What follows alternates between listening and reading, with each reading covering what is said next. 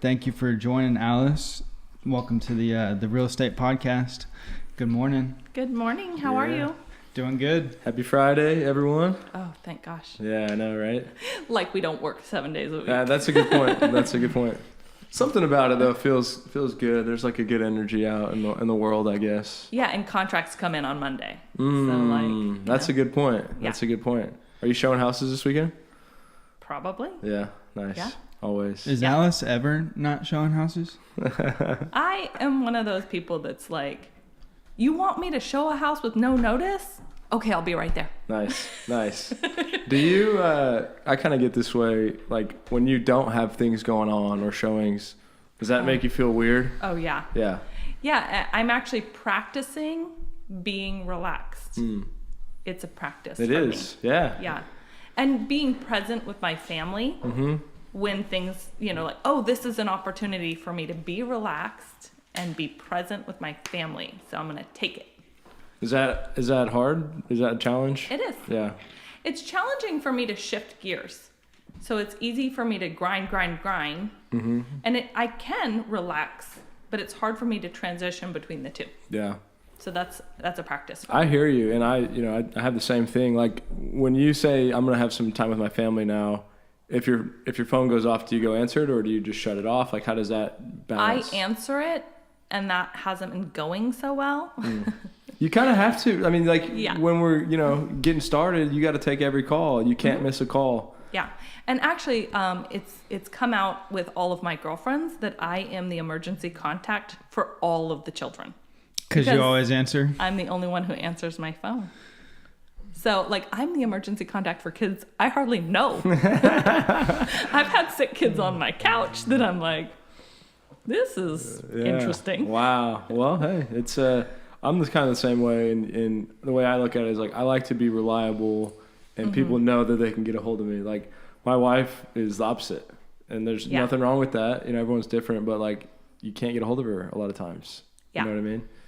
Yeah, and I return calls if I miss a call or I'm on another call, which is common. And it is so important in our business. I know a lot of agents that are like, I have a hard turn off my phone time at night.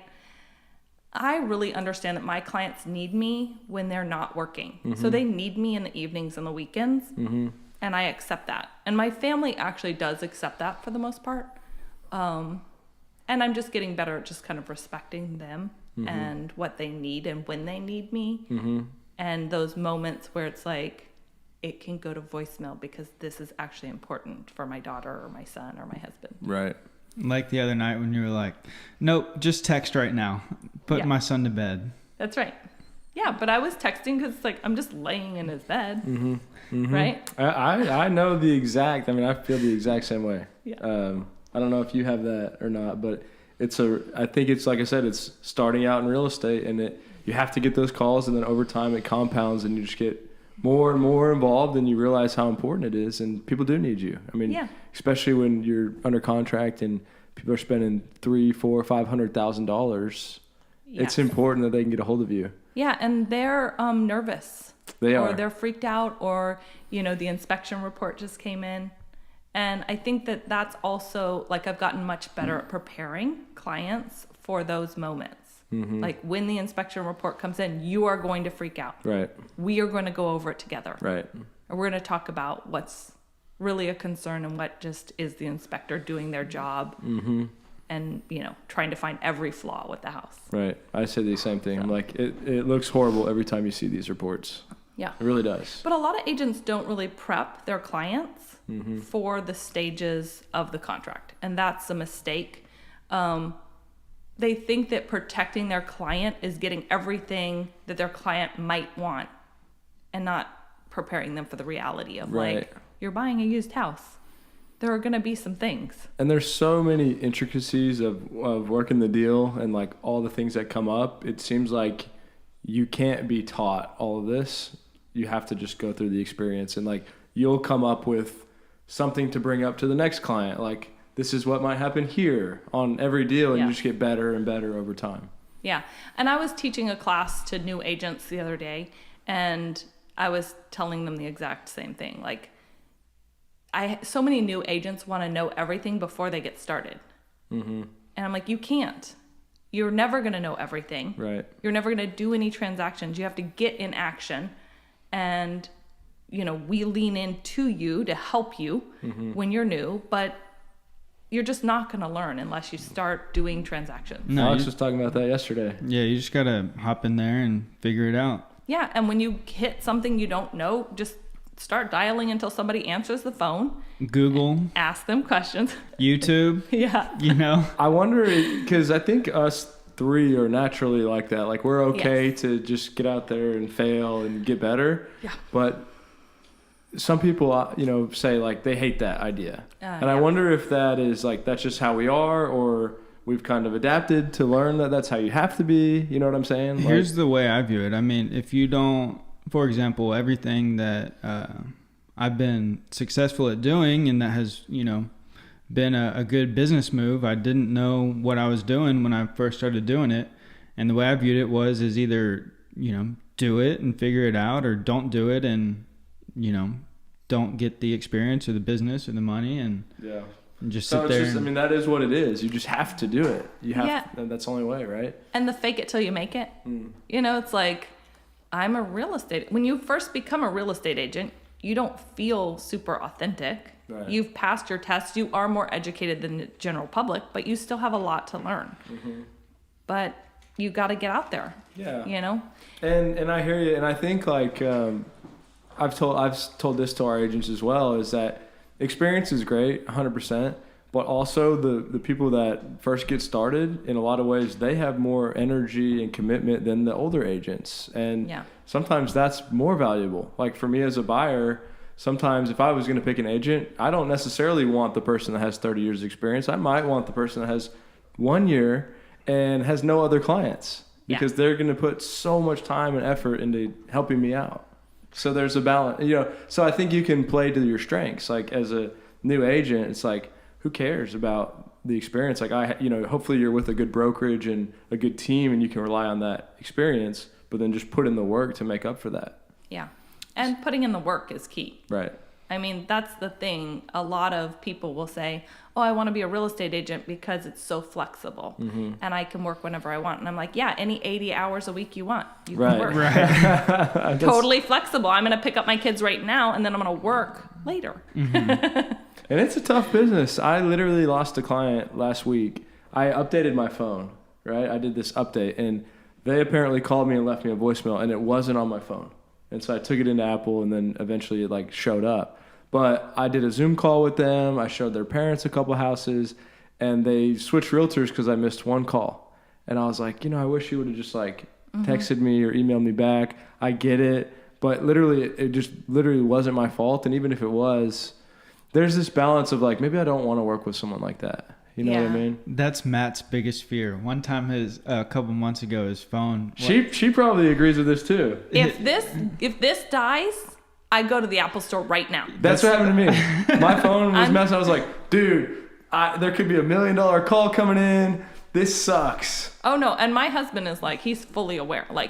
If this dies, this is money. Yeah. This is it was. money. I kind of felt like it was kind of sad. I was freaking out. I'm like, I really am relying on this. But you're in the game, and I was telling him it's if you're playing basketball or anything, and you're sitting on the bench and you can't go get in the game, that's a bad feeling. Yeah. You know what I mean? When you're trying to win the game. Yeah. Michael Jordan was on the bench and he was freaking out. Yeah. Anyways, it's true. So I love just jumping in, but if you don't mind, could you kind of walk us through a little bit of your background and kind of how you got into real estate? What made you want to get into real estate? I was telling Alice and Matt, I was really excited about this podcast because you're one of my favorite people to work with, and I don't know your story or how you got in here, and so very curious. How far back do you want me to go? As far back as far as you want to go. Well, I was raised in a hippie community. Okay. I was born there, in between Bastrop and Elgin. Okay. And I was raised by straight up hippie community. Oh yeah, straight up. Wow. It's called Greenbrier. It's still there, and I was raised by some really incredible people. My parents, but also the community members. So my best friend's parents, all the parents kind of helped each other out. And really smart people that all did different businesses, that a lot of entrepreneurs, lots of crafts people that were running businesses. And I spent a lot of time just hanging out with different business owners, and I worked for them from a young age. Like, I'd be like, you have a job for me? Okay, I'll do it. Like business owners in the community? Yeah. Or... So because we lived kind of in the middle of nowhere and there was no jobs, they would, make a craft and then go sell it at the market, at the drag or the Renaissance fairs or different craft festivals. So, I learned how to do stained glass, and I learned how to do jewelry making, and I learned how to make clothes, and there was just all different. That's cool. Yeah, there was That's a really toy cool. maker, and so I kind of watched all of them running these small cottage industry businesses. And when I was 5, I wanted to take my dad out for Father's Day, but my parents were divorced. And so it felt really weird to ask my mom for money to take my dad out. Mm-hmm. And so I told my mom that, and she was like, well, how about I help you make money? So I bought cookie ingredients, and I went door to door and sold cookies. Nice. That I made. And my mom is real smart. She was like, as we went through the grocery store, we made a list of all the ingredients and the prices to buy them all. So when I sold those cookies, I knew exactly how much I had to take out to buy the ingredients for another batch. Mm-hmm. Wow. Right? So then I knew my profit. Right. And at 5, I knew profit and business expense because my mom sat and taught me that. That's cool. And so I made enough money to buy enough ingredients for a double batch, and I had $4 left. So I had reinvestment money, and I was able to pay my mom back and still buy enough to. And so I did that for a while, and I made enough money to take my dad to a play. I took him to a play in Bastrop, and he took me to dinner. And that was it. Like, I was like, oh, this is cool. I can make my own money. Yeah. And I knew where all the teenagers hung out, and they were always good for cookie sales. That's really cool. In the hippie community. So that's where I got started. And I did that business until I was like 12. Wow. Off Really? and on, because I could do it whenever I wanted. Sure. And I started making cakes and pies to order. And so I just ran that for a while. I started... What'd you call it? Alice's... I didn't really have a name for it. She wasn't getting the branding down. No, at I 5. I wasn't getting the branding down for sure. And then I worked for a lot of different people at Renaissance fairs, and as a teenager, I started my first, my second business when I was 17, and I did henna and hair wraps at Renaissance festivals and music shows, and I made a chunk of money doing that. I did that for years, and I made enough money. I read the book Rich Dad, Poor Dad. Classic. Wow. Yeah. And I bought a duplex. And so my first property was a duplex in Windsor Park. I still own that duplex. And did you live in one of the units, or you just bought it? I intended to live in one of the units. Okay. But I never moved in. So you were doing henna tattoos and hair wraps and saved up enough money to buy a duplex? Yes. And actually, I'd saved this chunk of money. And Steve and I had just been married. And Where's Steve from? Upstate New York. Okay. So I'd saved up this chunk of money. And then when I started actually looking into buying a duplex, that was back in the days of the 2080 loan. So I actually bought that duplex for $5,000. That's how much it cost me to get into it. Had tenants already, and it cash flowed like $200 a month, which is not a lot. But I was like, well, just to get in the door and get my first one. So you found a realtor, and you kind of was just like, I'm going to trust you. What was that? Was it kind of scary? What did that process look No, like? it was not scary. My dad Your dad was a realtor. Oh, perfect. And he actually became a realtor just for our own investment purposes, pretty much. And so I used him for a long time. And he actually got me, like, read the contract.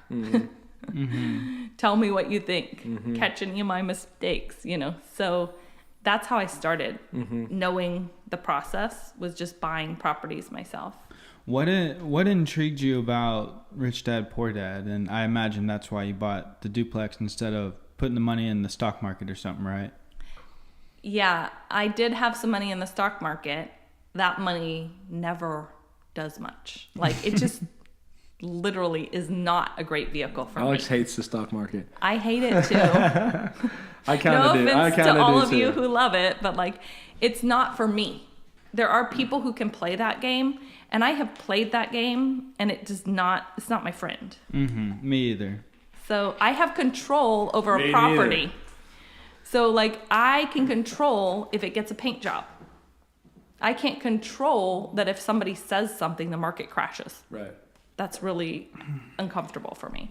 I can buy the ugliest house on the street and make it prettier, and now the whole street has gone up. Right. And houses don't really go bankrupt either.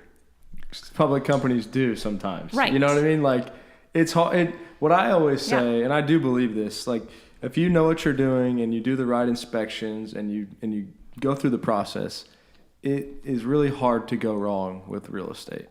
Like, maybe you overpaid $20K, but if you have this long-term mindset and you did everything right, you'll get all that back.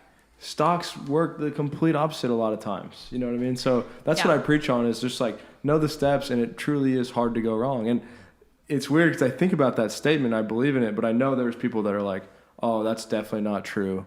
But I'm not talking about like going out and flipping 5 houses at once and like over leveraging and all kinds of stuff like that, where that does happen.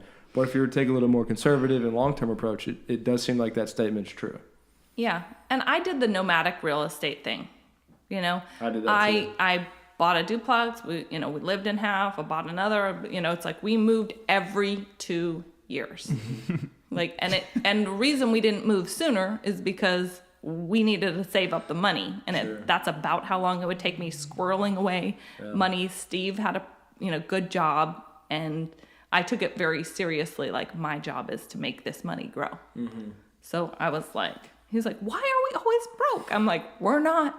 We just don't have any access to the money because I'm hiding it from us. we do the same exact thing. We're like, man, we got no money in the account, but we've got all these houses. And myself, I like that struggle and that pressure that I put on myself. Yeah, totally. Yeah. And the thing is like, but we made some mistakes along the way too. Like, we closed on a flip, and a week later, Lehman Brothers went under. Mm-hmm. I mean, like you bought it. And we signed, and a week, the day after, the news wasn't great, and the day after that was worse, and the day after that it was worse. Wow. And I had a crew of people in this house flipping it.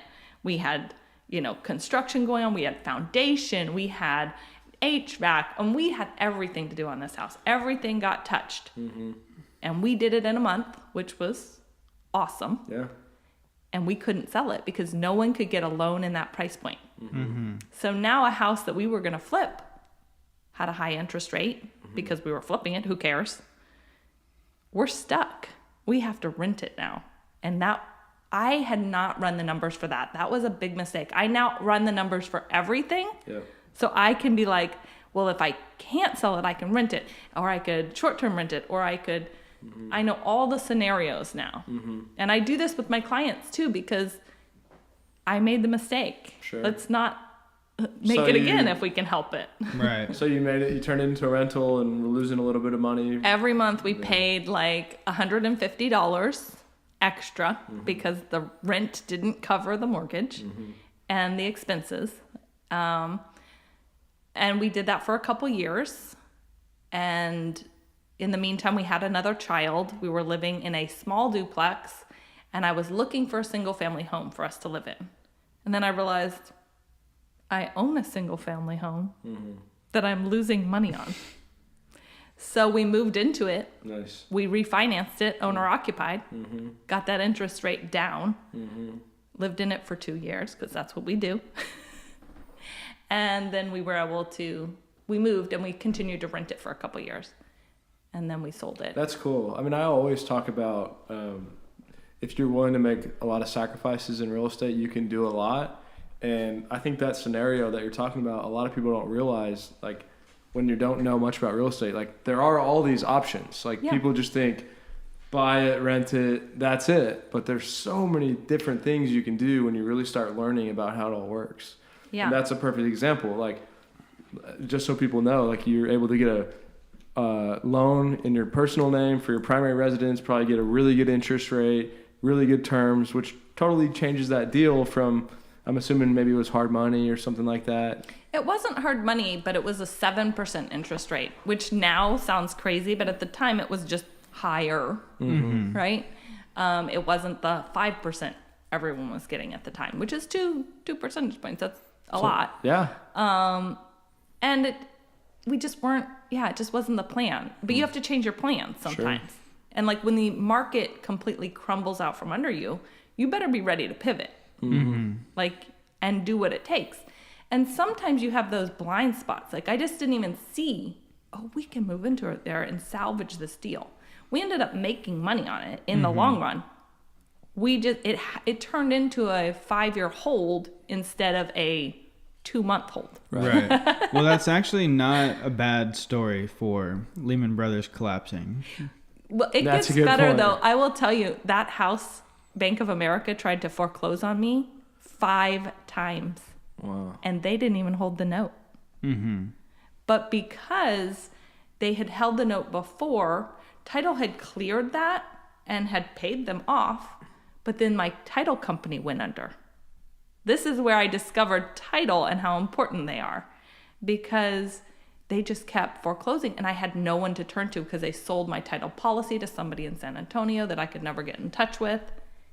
I ended up refinancing it again to move it and get rid of that problem. Yeah. What did you learn? Is there anything you can point out, like, through that title process of, what would be valuable for people?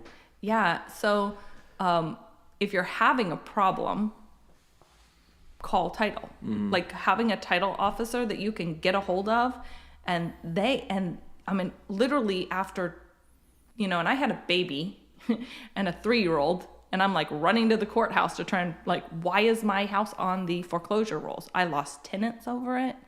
And by the time I got it to a real title officer that's like doing their job and competent, she was like, oh no, I've got this. We will handle this. And they just, that's the key word right there. After I found a good escrow officer that was competent, it got handled. Yeah. It got handled. And it felt like magic. I know she did a bunch of work for me, but for me as a consumer, it was handled. She said, we'll take care of it. Then after it was handled, she was like, this is what we did. And I took that, and I do that with my clients. I handle things before they even know they're a problem, but then I make sure to let them know. So this came up, but we've handled it already. We've done X, Y, Z. It's clear. We're good. Because you don't want them to not know that people are like, oh, real estate's so easy. It's like, do you know the magic we do behind the scenes? Yeah. You do that to me on the deals that we sell to you. You're like, well, Alex, so this came up, but it's handled. That's awesome. Nobody wants a problem without a solution, right? Right. And I am always, even when I have to involve the client, I try to have multiple options for them, or a solid slam dunk option if I can. And occasionally you do have to deliver bad news. Right. Deliver it fast. Deliver it sooner than later. But I will brainstorm with lenders, title, anyone I have to. I'll pull in the team. Right. And be like, we got to fix this for this client. How are we going to do it? Okay, now that we have some ideas and some roadmaps, let's let them know what our plan is. Right. So many agents just whip up drama. Right. They think that that's fun, I guess. And between other agents, all kinds of stuff. So let's bring you back to your story real quick. So I want to do one thing real quick, because I thought this was interesting on the title that Brian was talking about. I'm curious about your thoughts on this. So we had a guy come in yesterday, really detailed and meticulous, and he was saying on every contract he gets, you know how you have the objection time for the survey or the title? Yes. He objects. I know him. You do? What do you think about that? Objected to some of mine. We were like, that's interesting. And he's the type of guy that reads like property code and the laws and everything. Well, his dad does too. Okay, so he helps him out on that. I actually know his dad. He's out in Leno. Yeah. So, has he objected on your deals? On my contract? Oh, that's awesome. Yeah. So what do you think about this concept? It was a new concept for me but he does it every time, and I have done it a couple times since then. Uh-huh. I think it's interesting just to put it on record, but what it does is it freaks out the other side. Right. And it really is unsettling for the other side because it's not a common practice. And so that is, I don't love that. But it's a value, like if you're a buyer or if you're a client, it's a value. Would you say I'm learning about this, but it's a value add, right? It is kind of, because then when you go to sell it, if there's an issue, although I just had an issue and I almost objected, but it was my transaction. Mm-hmm. And I was like, I'm not going to do it. I'm not going to do it. I'm going to assume the responsibility for this. Sure. So I don't know. I feel I have mixed feelings about it. I hear you. I don't think it's bad. I just think it's outside of the norm of what's normally done. Yeah. And I hear you. I agree. Like, I thought it was interesting, but I don't necessarily think I'm going to go do it. Yeah. I might, maybe. I don't know. But I was like, that was interesting. His reasoning was, I think his reasoning is mostly to be able to back out of the contract. Oh, yeah. That's what it was. Yeah. Yeah. It is. And that's why it freaks the other side out, because you're in the final hour at that point. And so it is very unsettling. I mean, when he did it to me, I was like, I picked your offer in a multiple offer. Like, what kind of dirty dog thing are you doing? And it was a personal house for him. Yeah. And he still closed on it. He did. But, I was funny. like, small world. I don't like that. I don't like that at all. All right. Anyways. So duplex, and at this point, you bought your duplex, or even fast forward to Lehman Brothers, that flip. At this point, are you just investing and flipping? Do you have your license yet? No, I don't have my license. My dad's a broker at this point. He's really small broker. He just does our own things and a little for friends here and there. So I'm using his license. I'm using him as my agent, and I'm running the small empire that we've got going on. And I'm a yoga teacher and a birth doula. And I've got 2 small children. So I'm working, but I'm working kind of these flexible situations. My office was in the corner of the living room, usually had toys on it. I usually had babies on me. And I looked at real estate all the time. Like, I was an obsession of mine. I was always looking at deals. I was always analyzing them, trying to see if they would work. Well, if you can maybe break that down a little bit for other people that realize that they need to look at deals, what does that look like? Is it hours on the MLS? I know it's at least for me, it's everything all the time as much as I can. But is there a way to kind of break it down a little bit? It's everything all the time. So in Rich Dad Poor Dad, they say you're going to look at 100 houses before you know what a good deal is.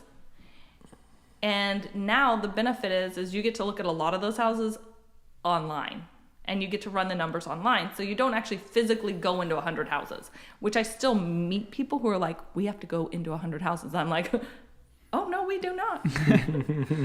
You crazy. You do that without me. I'm weird. Yeah, you're right. And you're probably the same way, but like whenever I'm showing a house, I know because you have the investor mindset. Right. We have the ability to get a ton of value out of everything we do.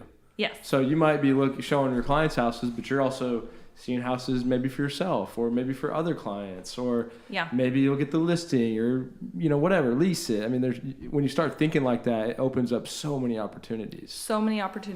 And so I do spend a lot of time on the MLS and looking at deals. I have searches that, are emailed to me, just like I would email them to a client because I want to know what's happening. So I see every duplex, every fourplex, every apartment complex that comes on the market. Right. I also have CoStar, so I'm doing commercial. I'm looking at the commercial properties and stuff too.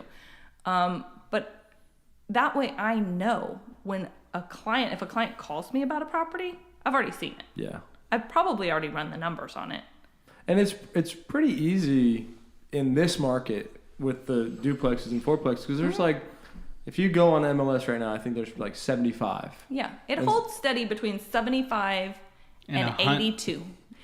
It pops up to 100 every once in a while, but not much. And then it dropped during COVID. Yeah, significantly. But that just makes it easy to see all the new ones. Where if we were living in a different market, we'd be like, we don't want to see all these all the time. Maybe we would, but it allows you to really understand the market well. Because Austin is a pretty small market at the end of the day. Yeah, and I look at the entire MLS. Right. So, and because if you're putting them in your spreadsheet all the time, you're only adding a couple every day. Right. You're only analyzing a couple every day. I've already got them in my sheet. So any one that anyone talks to me about, I'm like, oh yeah, this is what I've got. What do you have? What are your numbers? Because I'm not going to be the one running the numbers for an investor. They need to run their own numbers. I agree. I will check their numbers. Yeah. I will run my own numbers, but they need to take responsibility for their own investment. Totally. We were talking about that with the wholesaling. Like, you've done a couple deals with us. Like, we don't go and say, here's the rehab cost, here's the ARV and all that, because I don't know why we would, right? Like, the buyer should do that on their own. But I guess if you're, New Western or somebody and you're doing it at scale with all these single family, maybe it makes sense. But like, I don't want to give people these numbers. Well, it all depends anyways. And I mean, it does. I know you don't want my numbers. You want your numbers, Oh, so. yeah. You know what I do with other people's numbers? Throw them away. Right. Because that's what they're saying. It just makes you look and bad. Who though, knows? If you're, and most people are way off. Yeah. Who knows? I mean, and that's the thing. It's like, for newer investors, do not depend on somebody else's numbers ever. Just don't. Like, and when you're new, expect to pay for your education. And part of that is like, you might hold a property longer. You might lose some money on your first flip. You might break even. If you break even on your first flip, that is a win. Because it always costs more and it always takes longer. Yeah. And so that's part of your education. Right. You're paying for that experience and learning, and you'll learn on every single deal. I agree. And it's hard. This is kind of a little side note, but when people are new in the business, they're the ones that a lot of times that are all of a sudden on social media all the time. Yeah. And they're like talking about it and sending these deals. And I see it every day. Like yesterday, I looked at a deal from a wholesaler that another wholesaler sent me the same deal marked up $5,000. And the original deal was on the MLS in the first place. I'm like, oh my gosh. Oh, yeah. It's oh, like, boys, you don't know what you're doing, honey. I'm like, come on. I looked at this yesterday, and they marked it out. This is a house down South Austin. And I know that house. You know what I'm talking about? It's been pitched to me. And I was like, that was on the MLS. That's what I'm saying. And the but reason I know it was on now. the MLS is because it's part of my search, because it's in my zip code. Yeah, and it's so I know 220. every house that comes on the market in my zip code. Why wouldn't I? I'm a professional. Well, the good thing about that, the way I look at that is, okay, now I have a property that I'm pretty sure the wholesaler is going to drop. So the listing agent and the seller are going to be a little bit upset. So now there's even more of an opportunity for me to buy it below value. Yeah. You know what I'm saying? Oh, yeah. You're waiting for that. Right. Oh, I get that totally. And one of the things that I'm doing when I'm, analyzing properties, looking at properties, showing properties, I will find a deal. When I find a deal, I'm dialing. I'm like, I found one that works. Are you want to buy it? And I kind of have my hot list, of investors that I know are doing something or want to be doing something. And I always get the question, like, why don't you buy it? It's like, I can't buy every deal. Right. The deal of the century comes around once a week, Right. And so, and honestly, like, that's a client for life now. I give them something that's so good that I would have bought it, and they are very happy. How do you feel about, if you know it's a good deal and you feel pretty confident that you can sell it to someone, yourself putting it under contract, and maybe not, maybe wholesaling it to them, maybe not, maybe just transferring them the contract and making the commission? Yeah. You know what I'm saying? Like to Yeah. not lose the deal. Because I do that. Like if I find a duplex, I'm like, this is a great deal. I'm like, I'll just go put it under contract and maybe I'll wholesale it. But if it's to a client of mine, I'll wholesale it to them for nothing and just be the agent. Is that something you... I haven't done that, but I have thought about it. Yeah. You might as well, right? I mean, if you feel like it's a good deal. And I mean, there are deals that are like, if you don't buy this, I am going to buy it. Well, that's even another, You know, like, and I've told clients that, and I'm like, I'm not kidding. Yeah. Like, I'm only giving you first shot because I will make the commission anyways. So it's a win-win. Mm-hmm. You're going to be happy. I mean, my number one lender, I put him in a duplex years ago, and it's like, it cash flows like crazy. He loves it, you know? And now he's like, don't even ask. If you find something like that again, just write up the contract and I will sign it. Mm-hmm. So I did that to him the other day. I actually sent him a thing because, you know, like, I need a pre-approval letter for Jason Palm for this much. It's for a duplex that he will be buying. Here's and he was like, DocuSign. And I texted him. I was like, I need a pre-approval letter. Check it out. He's like, that's funny. That's awesome. But, you know. You needed him to write himself a pre-approval letter? And sign the DocuSign. And sign the DocuSign for the contract that we were putting in for him. He did it because he trusts me now. But that's the thing is, when somebody's new, they don't know who you are and what you're up to. And, I mean, my reputation is important to me. I'm glad you said that because that's one of the things I wanted to touch on was how you and I originally met. Mm-hmm. And then we've done some deals together. Yeah. It's really interesting to me. That's why I'm so big on networking and meeting people is like, I'm not sure, regardless of it's you or not, but we might not have gotten a deal done if you never met me. Because you already kind of knew me and a little bit trusted me, which allowed that deal to be a little bit easier. That's right. So like, that's like one thing that I point out is there's tremendous value in that reputation, meeting, building that network. And it's just fascinating. Like we probably wouldn't have done the deal. No. All because we had coffee, you know, I don't know, 2 years ago, 3 years ago, whatever it was. Right. Yeah. And that is true. I mean, that's why I take the calls and I meet with all the lenders and and there are times where I'm like, I can't this month. Please call me back next month. Let's put something on the calendar for a month from now. Because there are times of the year where you're just too busy. You got to service the clients, and that's all you're doing is servicing the clients. Sure. And the business. And so those other relationships have to kind of take a backseat for a minute, but not forever. I mean, I want to know all the lenders. I want to know all the title people. I want to know all the agents. Yeah, I agree. And I literally reach out to people every day, and they're like, why are we meeting? And it can be kind of frustrating, but I guess you just have to understand, like, some people just don't view it that way. I was kind of like that with you. Were you? And I was persistent? Yeah. I was like, why should we meet? And then I was like, oh, because everyone should know Chucky. So that's the thing is like, I guess I just have to get over that and be like, well, here's why. Like, I think I can add value. I'd love to try. Here's our YouTube video, whatever it may be. But that's the challenge. There's networkers and there's people who are not networkers, and I'm not a networker. Yeah. And so I completely get it. The last thing I want to do is go meet somebody random, honestly. I get it, and I agree with you. I guess the way I view it is like the people I'm reaching out to are realtors. And so I'm like, if you want to be a good realtor, this is the way to do it. This is the mindset to have. I'm sure you can be successful doing it other ways, but that's like, whoa. I mean, when I know what, like, everything that I have going on, I feel very confident that I can bring value to these people, and I want to do that. Yeah. But they're just like, I don't have time for that. Well, I know how valuable it is too, though, and that's why I love the fact that you love to do it. Because we'll just let Matt go out and do all the networking, and then it works out great. Something else. Mm-hmm. Yeah, and that's the great thing about teams. It is that you can balance each other, and So how does that work for you? Are you do you have someone that's kind of complimenting you on the flip side, or is it just all you right now? It's mostly me. However, Steve is very involved with our investing too. So he, I will be like, I found something. And he's like, give me 5 minutes.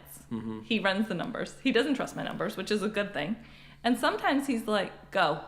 And sometimes he's like, it's not as good as you think. Did you kind of teach him with it, or he was already kind of had this skill set? We did it together. So we read Rich Dad, Poor Dad at the same time. We, made the decision to buy a duplex together. So we've been on this journey together. He balances me. He's more reserved. He's more like Alex, where he's kind of like reserved. He's very smart. He's a data analyst. So he can run some numbers. He loves numbers. He loves numbers, and he's kind of a jack of all trades. So when we first started, he's very handy. He worked in construction for a while when he was younger. He has some skills. Mm-hmm. And that was helpful when we were starting out because we were the handyman and the cleaner and the everything. Mm-hmm. Now we are not. And Steve's about to be full-time Duffy investment business, right? We'll see what happens. Nice. He gets to choose what he does. Yeah. I have a feeling that I'm still going to be the runner of the empire. You're leading the charge. So tell us kind of where you're at today. I mean, you've obviously being entrepreneurial, buying your own deals, representing other people. Is there a clear kind of vision or goal? Or, for me, there's not. It's just like, go do as much as I can, keep growing. Yes, there is a clear vision and goal. Okay.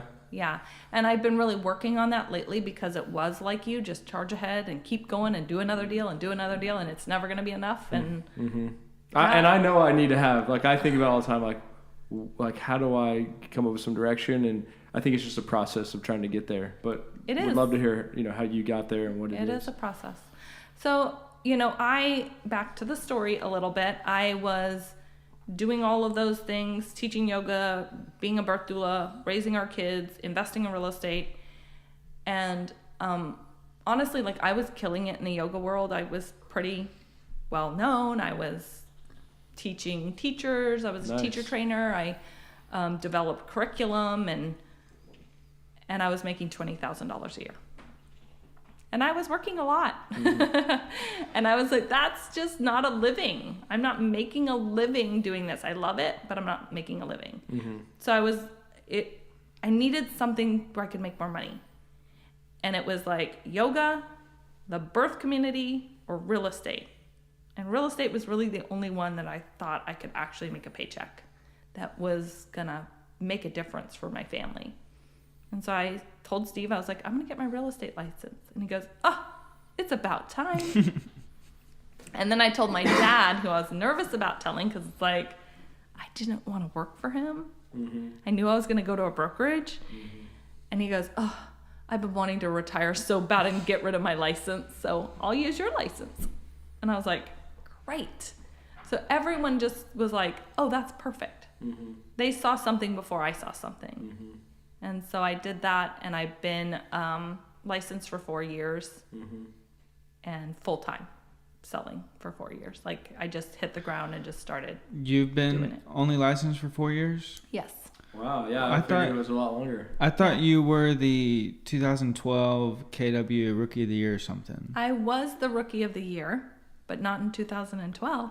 What year was it? 16 or? It was 18. 18. Yeah. So in ABOR, it's the first 24 months you're licensed. I got Rookie of the Year too in Corpus. Yeah. Nice. Congratulations. It's awesome. Yeah, that was fun, and I had no idea. I honestly didn't know. I was not comparing myself against other agents. I was just doing the work, head down, trying not to drown, and trying to make money, for my family. And so I've been a real estate investor for about 15 years and full-time sales for 4. Wow. So you've done a lot and learned a lot in that time period. So what's the clear vision moving forward? What'd you ask? The clear vision moving forward. And this is a work in progress for me because it's really something I've just started focusing on, and I have a coach who's helping me focus on it. But the clear vision for me is $100,000 in cash flow, passive income. I hate the word passive income, by the way, for 2021. And the reason I hate that word is because it's never been passive to me. Sure. I'm the one who manages the portfolio. So even if you had someone else managing it, I don't think it's passive. That's right. You have to manage the manager. Right. So I don't call it, I just call it cash flow. But so $100,000 in cash flow, 2021. Cool.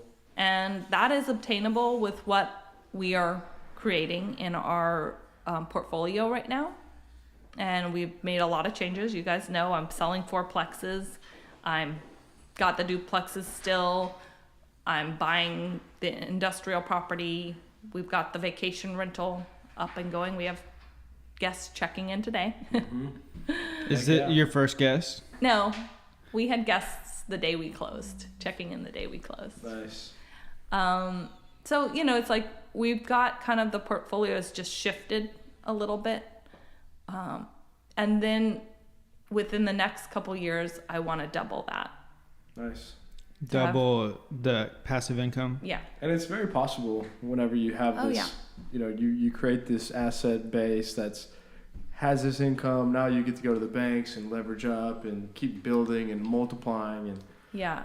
We're at the hockey stick right now. So it just feels like at the beginning it takes a long time to build, especially when you don't have a lot of money to begin with. We didn't have a lot of money to begin with. So it was like the slog uphill.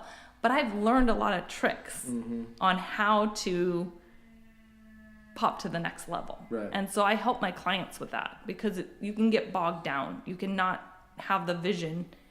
But it's like I utilize the cash out refinance. Yeah. I utilize all the different tools to be able to take it to the next level. Yeah. Keep that money moving and keep the debt to income ratio just perfect. Yeah.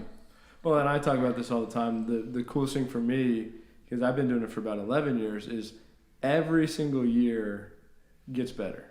Oh, And always, like the network, the net worth, the cash flow, the deal closing, everything. But now that you say that, I even think more about not only does it get better, like it gets exponentially better. Like you might grow 5%, then 15, then 25. You know, it just keeps getting better and better, depending on if you're obviously putting in the work, working with integrity, and playing the long game. It keeps getting better. And another thing that I read the other day and started thinking about was the fact that, because I mean, due to the fact that all three of us go broke all the time, you know, it's rough, right? And so when you make that decision or you close on, you know, 3 properties in 1 month or in a short period of time, it's hard to be like, damn, like when is this gonna start paying off? And the truth of the matter is that all the work we're putting in today is really gonna pay off a year from now. And that has been the case. But each time I pull the trigger today, it's a little rough until a year from now. Pot in. Right. You know, like it's like Steve and I would be like, and here goes our entire bank account. Yeah. But now we don't do that, honestly, because we need a cushion. So, but to us, it's changed, right? Yeah. There's different stages, right? And different Yeah. phases of what you're attacking and how you're going about it. Yeah. And so like somebody sent me a deal yesterday and I looked at it and it wasn't good actually, but it sounded good, you know, because when they're talking, it always sounds good. But once I analyzed it, I realized it wasn't good. And I was like, okay, how are we going to make this work? And it was like, well, we can, but then we're pot in, you know, it's like, I mean, we're deploying a lot of cash right now. You guys know. Since you're on the other side of the deal I'm doing. So you're buying a pretty big warehouse project. Yeah. It's exciting. Yeah, it's a pretty big project for us. It's the biggest one we've ever done personally. And, you know, that takes more cash. Sure. Everything's more expensive. I mean, we just paid for the appraisal. $3,800. $3,800. Yeah, we're paying for 4 right now. It's gonna be like $10,000. Yeah. So it's like, oh, put on my big girl pants. Yeah. Write the check. It's just how it is. We got the survey cut in half though. Yeah, we did. Found a surveyor that would. It's crazy when you like ours. We're refinancing 4 properties, 2 single family homes. One of them was like $800, and the other one was like $250. They're both single family. I'm like, why is this one this? And can we just get it the same price? And he's like, yeah, we'll do that. I'm like, just gotta ask the question sometimes. Yeah. I mean, we just save. Oh, I did. I $400. asked. I was like, wait a minute. Why is this? Yeah. He was like, that's how much it is. I got other bids. This actually was the cheapest. I was like, So how'd you guys get it down? okay. She found another Nice. surveyor. Yeah, I just found another surveyor that Good. would do it for half. Good. So, That's awesome. yeah, I mean, it's just a different, the game just gets bigger is the thing. It's the same game. It is Monopoly, right? Do y'all like playing Monopoly? No, but I loved it when I was a kid. I love playing I Monopoly. love it. People don't like playing with me though. Same. Oh no, people don't like playing I with me definitely either like- because I try I to- always win. And even when I don't win, people think I won. I come up with my own rules. I'm like, all right, Alice, I'll owner finance this from you, or I'll do a sale leaseback, but I don't have to pay you for the next 2 rounds. But Oh, then yeah. after that, if I land on it, I pay 20% premium. Oh Like, yeah. what are you doing? Yeah. That's how you play. Yeah, is that how That's you what- play too? oh, yeah. Right on. I And it's love all Monopoly. handshake deals. Oh yeah, handshake deals. Oh yeah, totally. Monopoly was definitely, as a kid, I loved that game. I now play better games. There are better games out Yeah. there. But my poor children, like, mama doesn't play to lose. Yeah. So, like, I'm not throwing a game. You ever heard of Codenames? That's my favorite game. We'll have to play that No. sometime. No. It's awesome. Okay. Well, anyways, Alice, I know we all got a busy day, and I think we'll have to probably continue this. We would love to have you back on. And I think, how can people get a hold of you? I think Alice is a great realtor. You're easy to get a hold of, right? I am. Yeah. You can find my number on the. Yeah. Reach out to us. We'll connect you Internet. with Alice. We appreciate your time. We want to support you any way we can.